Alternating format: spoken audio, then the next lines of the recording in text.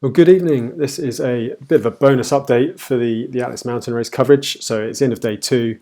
This morning, when I checked, I was a little bit unsure about what was going on with the lead of the race. Paul Voss was showing CP2 in the lead, but his dot was doing funny things. I just thought I'd clarify a few things, and also with the women's race, I found out what has happened to Molly Weaver. So Paul Voss has scratched. I don't know the reason why, but it sounds like he ended up getting a taxi to CP2 last night, which would explain the weird movements on the map and why he was ahead of Justinus at that checkpoint. So Justinus was still leading this morning, but it turns out the race is very much on. So if we look at the map at the moment, you can see that there's a cluster of riders that are all together. And according to this, Matteo De Marchi, I'm pretty sure I said that right this time. Stefano, if you're listening, please correct me. It looks like he may well have taken the lead. I mean, these three riders, I'm sure they can probably see each other. At the moment, it looks like they're on the old Colonial Road. It's a particularly hard section of the route. It's just an old, hard, broken road. Actually, maybe just before, I think. No, that is the old Colonial Road. So yeah, just getting my bearings. It's tough. It's a tough route, and it's it's a bike breaker for sure. So if these guys, has Justinus had a problem? At the moment, we don't know. Robin's up there as well. I mean, and with the dots, with the way the trackers work, the way they they might all have started them at different times, so like the pings might not be coordinated. So I think basically we are all even at the moment going into it'll be the third night of the race. So I reckon in the morning we might well know or have a much clearer picture of who's gone out too hard and who could potentially win. I mean, Matteo at the moment, he seems to have ridden in quite a controlled race, and now he seems to have come through. Maybe he had a game plan. Maybe Justinus has gone too hard too soon again. Maybe Robin's gone too hard. I mean, he did this at the TCR, or maybe they've had problems. There's lots to be figured out still. So I will do my normal update tomorrow morning. And dig into it and show some videos of the terrain and things like that. And also this morning we had a change in the women's race.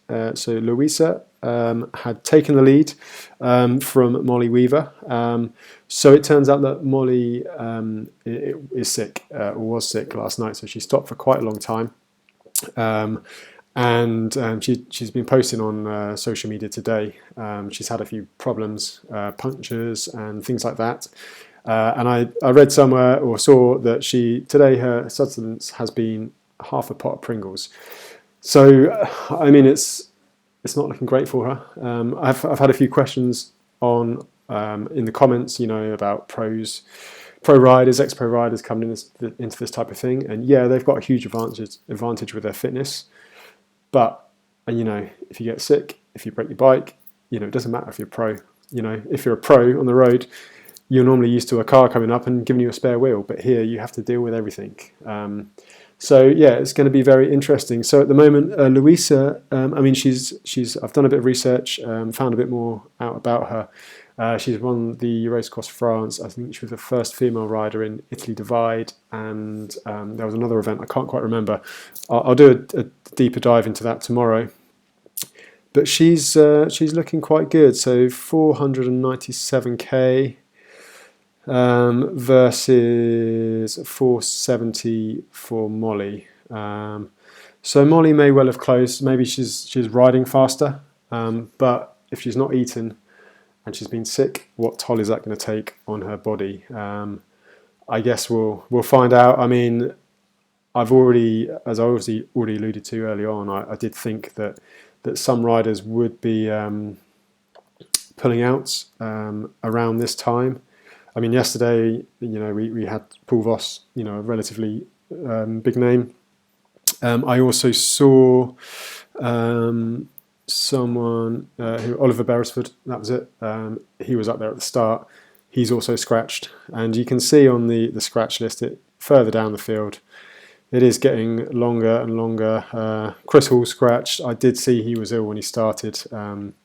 Maybe he was hanging out with Molly. You never know. But that's the thing in these kind of countries where the culture is quite different. If you're, we live quite a nice sanitary life in Western Europe, but things aren't always quite the same in countries like Morocco. And our stomachs, to be honest, we're quite weak. So, things can happen. People can get sick. I'm actually surprised that the scratch list isn't massive. However, I think that'll double tomorrow. This is when it really, really, really kicks in. The old Colonial Road is a brute of a section. People are bound to cut tyres on there. And the third night, what's going to happen? There's going to be plenty of people try and push through at the front. I mean, these three tough riders. Who's going to crack first? Who's going to sleep first? Is sleeping early going to benefit them further down the road? There's a lot to play for still. One thing I would say is that the old Colonial Road is probably the last hard off-road, like rocky section. After that, well, there's a few little bits. I mean, it's a Nelson race. It's never easy at the end. But after that, there's a substantial bit of tarmac. There's a brute of a climb, a real steep climb. But then you're on kind of these graded dirt roads, and like normal traffic, drives them. I mean, I wouldn't be surprised if in a year or so they would have been tarmacked. So the going will be a lot faster, and then you're kind of getting back into civilization. Then there's a few more villages, there's a few more places to stop, and that could go one of two ways for these riders. Are they going to get through the night or get to a place and then see like an auberge and stop? The temptation is always there. Or will they be tempted to stop for food and things like that? Or, it's probably more likely, are they going to push on to this CP3 at Tafrut, which is probably the best checkpoint of the whole race. So, lots of interesting stuff is going to happen overnight. One day I'll learn to press the right button on this. So yeah, I shall be back in the morning with a more detailed update. And we'll see. There we go. I'm still learning how to do this, by the way. So yeah, I'll be back in the morning with a longer form update. I'll put some of my own videos in, do the social media deep dive, and yeah, give you something to watch while you're having your coffee on your morning break tomorrow morning. So thanks for watching. If you've been enjoying this, then please do subscribe, and if you hit the notifications button, then you won't miss anything. Feel free to comment below if you've got any questions. Just let me know. I'll do my best to try and answer them. I might do a Q&A after the event and sort of compile all those questions together. If not, I'll just answer them in the comments there. So yeah, thanks for watching. See you in the morning, and also keep an eye out for my Race Around Rwanda coverage. I'm going to do a few videos on that right after this. So yeah, see you tomorrow.